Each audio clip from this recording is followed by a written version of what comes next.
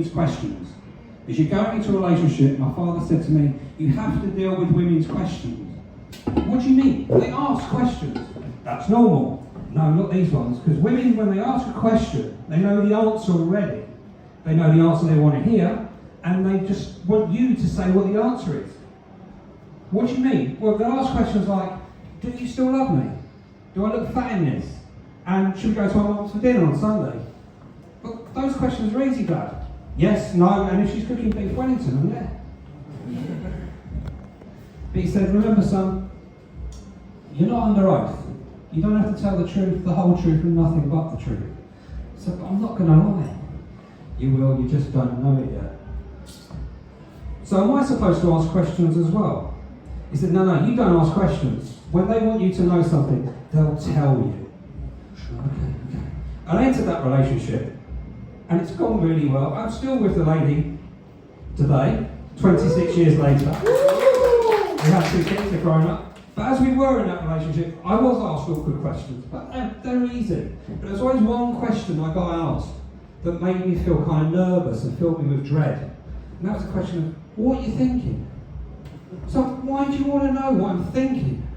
If I'm not looking at you, engaging in anything with you, it's probably what I'm just doing, watching telly, watching sports, whatever. It's not that exciting inside a man's head. It's very empty, it's very zen. So if you go home and look at your partner's brains tonight when it's all quiet, there's fuck all going on inside. There's nothing. But I swore by I wouldn't lie. So I went by that mantra for the rest of my life and to this day. So some of the answers I were given to that question of what you're thinking were, do dogs like humans because they're made of bones? Well, that, she kind of just rolled her eyes at that one. Is an escalator ever really broken? Because when it stops, it's still the stairs. It's just manual now. She folded her arms at that one. And then, was everybody really kung fu fighting? Well, everybody, everywhere. She just got up and walked away. It's like, okay, fair enough. But as I say, we've been together for 26 years. We have kids young, so now we can get on with our own lives. But it got me thinking the other day, 26 years, that's a long, long time. That's more than half my life. And some Metropolitan Police officers have been given less time than that recently. But we've entered this relationship with my lovely wife now, and we can go out for dinner, because we don't need babysitters because the kids are grown up and they're pissed off. So we go out for a meal one day, sat opposite, just going, okay, right, I've had a couple of drinks, starters have been gone, and then we have this little lull in the conversation, the music stops. It's all gone quiet. It's 5 to 10 seconds of nothingness. And the wife doesn't like a blank noise, so she feels like she has to fill it.